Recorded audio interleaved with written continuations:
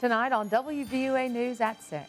A Tuscaloosa man is dead and another is behind bars, charged in connection with his death. Plus, in less than 1 hour, the Crimson Tide softball team will take to the field to play in its first World Series championship game. We'll have complete coverage. New developments are popping up all over downtown Tuscaloosa. I'm Jennifer Edwards, and I'll have details coming up on WVUA News. You're watching Alabama's WVUA News at 6 with your award-winning news team, Lynn Brooks, Philip Coleman, weather with Richard Scott, and sports with Gary Harris. Topping our news tonight, the Crimson Tide battling it out for the hopes of a national title. That's right. The Bama softball team is about to head into the Women's College World Series Finals for the first time. WVUA's Todd Hoyer joins us now with more in tonight's top story.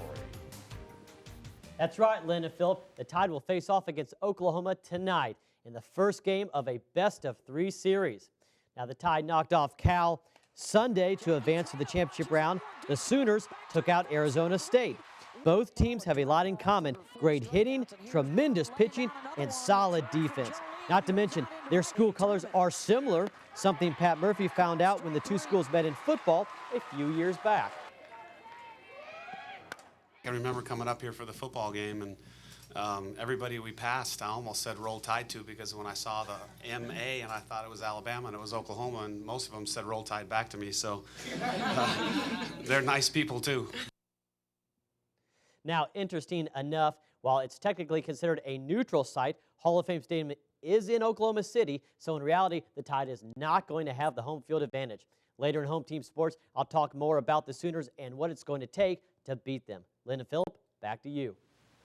Thanks a lot, Todd. Now continuing our coverage of tonight's top story, some of Alabama's softball's youngest fans talk about how those ladies encourage them.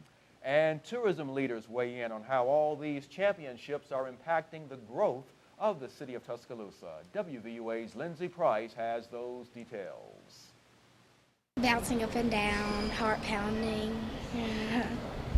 I was so excited. I was just screaming, and it just couldn't have been a better feeling to know that they were going to the championship series. That's what 10 and 11-year-old softball players Catherine Grill and Lexi Curley felt when the Alabama Crimson Tide softball team clinched their spot in the Championship World Series game.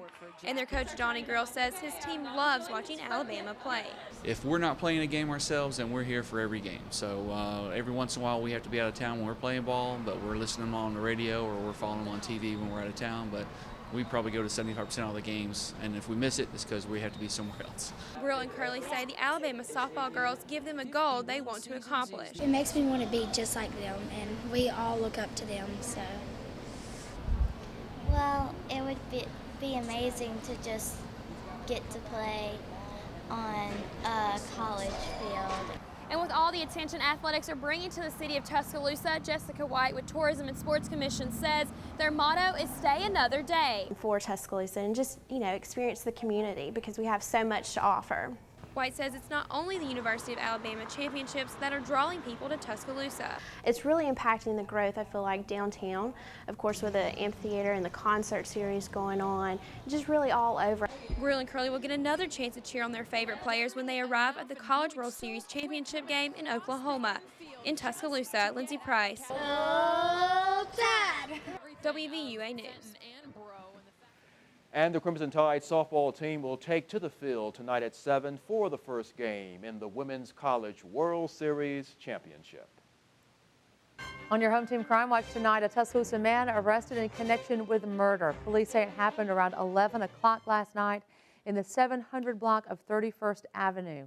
According to Tuscaloosa Metro Homicide Captain Lloyd Baker, 22-year-old Charles Edward Thomas Jr. was found lying on the ground with a gunshot wound to his chest. He was taken to DCH Regional Medical Center where he later died. Investigators found the suspect, 21-year-old Lyric Smith, at DCH Northport, where he checked in with a gunshot wound to the hand. Baker says after talking with witnesses, Smith was charged with murder.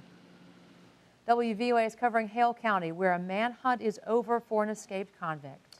That's right, Lynn. Brian Corbett with the State Department of Corrections says William Keith Bivens went missing on Sunday. Authorities say he didn't turn up for the 1 p.m. institutional count and wasn't found after a search of the ranch. But Corbett says, acting on a tip, officers apprehended Bivens along Highway 9 in Greensboro this morning.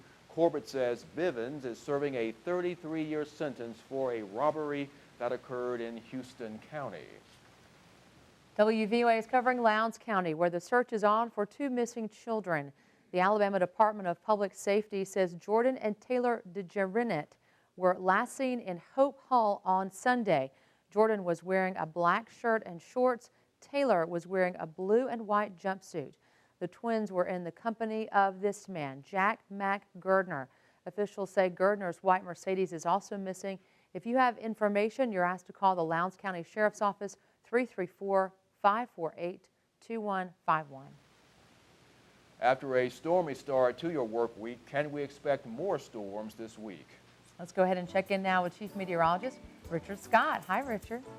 Hey, Lynn and Phillip, good Monday afternoon to you. Good news is right now we're dry, so if you have those plans outdoors for dinner, no issues with showers, storms right now. But you notice complex storms developing over East Arkansas. We're going to watch that close tonight as it does move our way. That will likely reach us later after 10 o'clock or so tonight. 81 right now in Tuscaloosa. It is mild this evening, very hot down towards the south. 93 Hattiesburg, 90 in Evergreen. Here's your forecast tonight. A few scattered storms are possible. Better chance for rain happens after 10 p.m.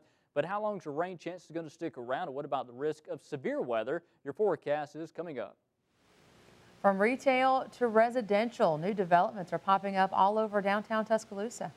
And some of these new additions are expected to be in full operation by this fall. WVUA's Jennifer Edwards has that story. Downtown Tuscaloosa is an unbelievable place, and the potential for downtown Tuscaloosa is really limitless. Eric Rogers with Progressive Properties says it's the city's investment that has attracted the company to this area.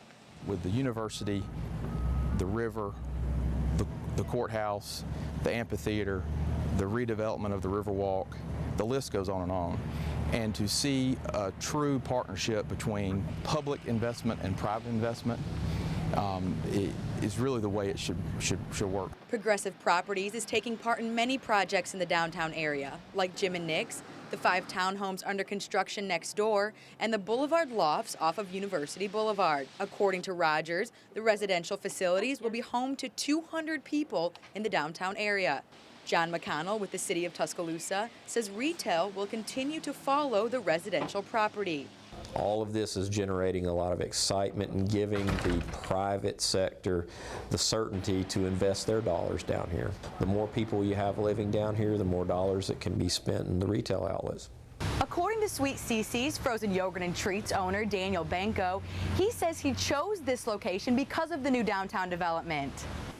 We knew right off the bat that this was going to happen, and it's great to see that it's being pushed forward with the downtown living situation, as you said, and the new businesses come in. We all benefit from each other. Reporting in Tuscaloosa, Jennifer Edwards, WVUA News. And according to Rogers, the residential units currently under construction are set to be complete for the fall of this year.